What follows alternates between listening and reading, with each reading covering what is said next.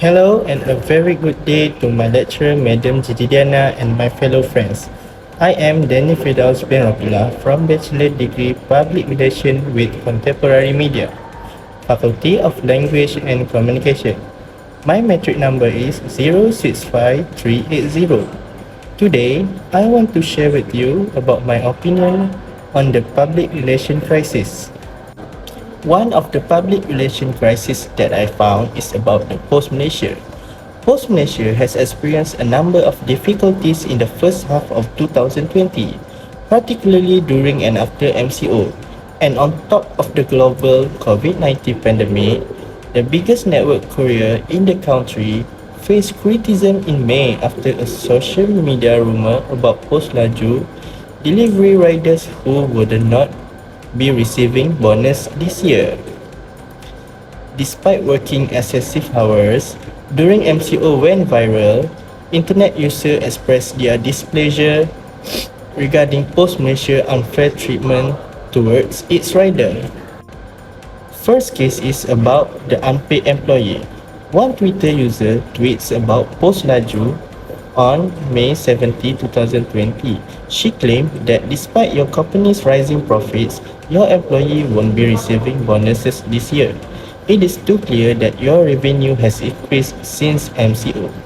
You won't even pay your employees annual bonus because you won't take on any more employees. What a jerk! How could you treat your employer in this manner, especially during Ramadan? This underpaid problem has affected greatly to post-laju and make the company slowly crumble with the public's opinions. Since pandemic until today, more people will turn to online shopping as a means of fulfilling their needs or sending goods to others as the pandemic has forced us to adapt to a new normal life. As a result, as you might have guessed, the tweet was flooded with complaints from users who questions the postal service quality and call for better solutions and change. From the standpoint of an agency, it is obvious that Post Malaysia has found itself in a snowball avalanche of PR disaster as a result of their poor handling of the issues and lack of initiative. Post Malaysia really needs to fix this in order to gain the public trust back.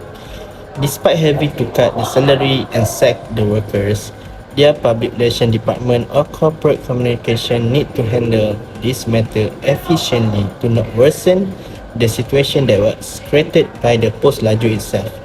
It is very important to gain the public opinion back and the public trust because we as the public relations need to maintaining the good image of the company to the public.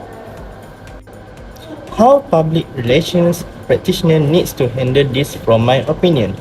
There are various ways to settle this problem, but I will state 3 major points on how post-laju can settle this problem. Firstly, to be timely with the response with the customer or clients. Responding to the problem as soon as it arises in the first step in handling a crisis. Information is rapidly shared on the internet and through social media.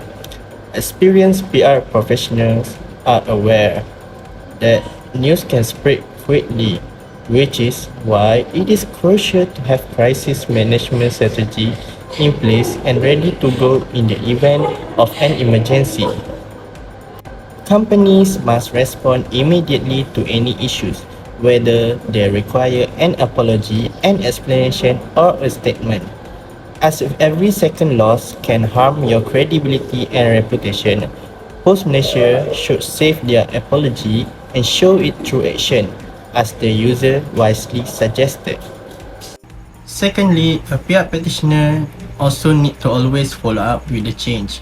A follow-up action to address a problem is just as important as the statement's promises in any PR crisis, if not more so.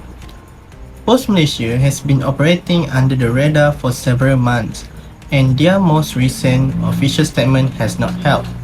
If they have any hope of regaining the public trust, they must take the drastic measures and effectively convey them. One is that they might promise to first increase their workforce before raising the caliber of their services. In addition to reducing the workloads of their already overworked staff, hiring more workers can be a crucial component of an economic stimulus plan for the post-pandemic period, when unemployment will likely reach record levels. However, we continue to believe that the shortage of workers and wage inequality are just the beginning. The organization must recognize the true issues with their system and take immediate action to fix them if it wants to see the real change.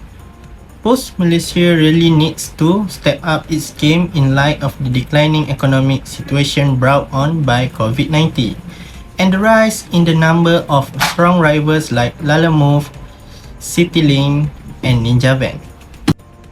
Thirdly, a PR practitioner needs to go beyond normal in gaining back the trust of the public. Since the MCO began, a wave of pay reduction by the CEOs and business executives had been implemented in effort to lessen the effect of COVID-19 by maintaining cash flow. Pay reductions show good management leadership because they protect their company and employee by maintaining cash flow and avoiding layoff. If only Post Malaysia would follow the suit, especially after it was revealed on how much the top management earns in comparison to their delivery workers. But it is obvious that internal reform must be implemented. Post Malaysia must demonstrate that they care about the welfare of their employees if they are to regain their old reputation. One of the solutions that come to my mind, they could begin by announcing pay reduction for their top management in order to fairly reward their staff for their efforts. They must also act quickly whenever problems arise and have a better understanding of their situation. To conclude, at the end of the day, managing a public relation crisis involves improving your concern for your own team and the company, as well as sharing your improvement plans with your stakeholders and clients.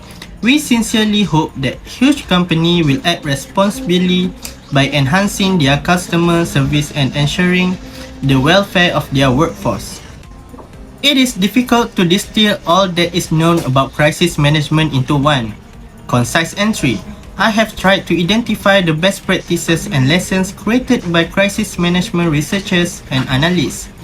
While crises begin as a negative or threat, effective crisis management can minimize the damage and in some cases allow an organization to emerge stronger than before the crisis.